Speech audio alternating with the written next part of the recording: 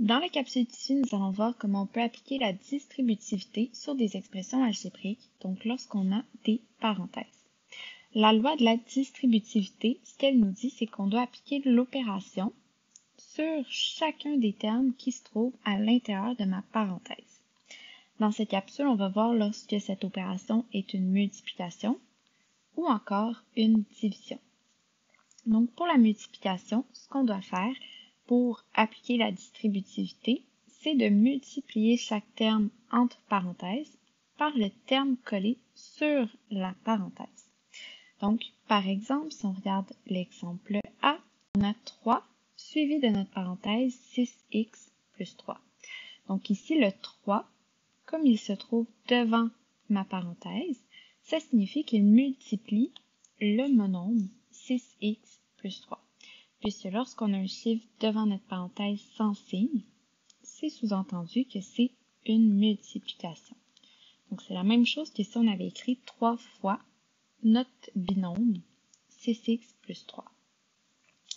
Donc pour appliquer la distributivité, je dois multiplier chaque terme, donc je dois distribuer le 3 à chacun des termes, en respectant l'opération mathématique qui se trouve ici à être un fois. Donc je dois faire 3 fois 6x, donc j'obtiens 18x, plus 3 fois 3, donc plus 9. Donc ici, mon expression simplifiée correspond à 18x plus 9. Le deuxième cas qu'on va travailler, c'est lorsque c'est une division. Donc lorsque c'est une division, on va devoir diviser chaque terme entre parenthèses par le terme qui se trouve après la parenthèse. Donc par exemple, à l'exemple C, j'ai ma parenthèse 10x plus 4 divisé par 2. Donc ici, le divisé par 2 divise le monombre et je dois donc distribuer le divisé par 2 à chaque terme. Donc je vais le distribuer à 10x et à plus 4. Donc je vais devoir faire 10x divisé par 2, ce qui me donne 5x, plus 4 divisé par 2, donc plus 2. Si on regarde l'exemple B, donc ici j'ai moins 4 fois ma parenthèse 3xy moins 4y. Donc ici le terme devant c'est moins 4, donc je dois distribuer moins 4 à chacun des termes.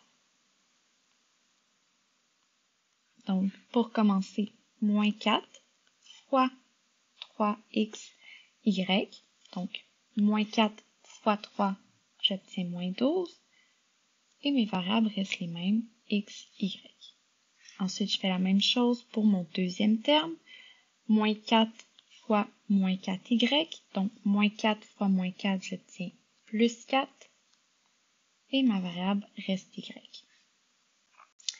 À l'exemple D maintenant, donc ici j'ai 30fg plus 12g divisé par 6. Donc cette forme d'écriture-ci, c'est la même chose que si on avait écrit 30 fg plus 12g divisé par 6.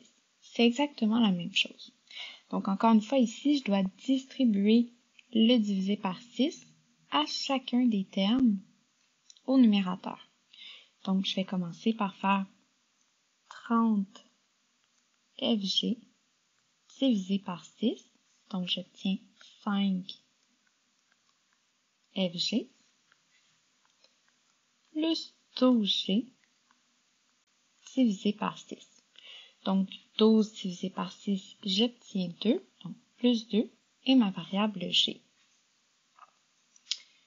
Ensuite, à la lettre E, donc ici j'ai la constante 7 qui multiplie ma parenthèse 2s moins 6p plus 3. Donc ici, le 7 multiplie le trinôme qui se trouve dans ma parenthèse. Je dois donc distribuer cette fois-ci à 3 termes. Donc pour commencer, 7 fois 2s, on obtient 14s. Ensuite, 7 fois moins 6t, donc moins 42t. Et pour finir, 7 fois plus 3, donc 21. Ensuite, pour terminer à la lettre F, donc j'ai y moins 5z, qui est mon binôme, qu'on divise par 2. Donc, je dois distribuer le divisé par 2 à chaque terme. Donc, y divisé par 2, c'est comme si je faisais 1y divisé par 2. Donc, 1 divisé par 2, j'obtiens 0,5. Et ma variable y, moins 5z divisé par 2. Donc, moins 5 divisé par 2, moins 2,5. Et ma variable reste z.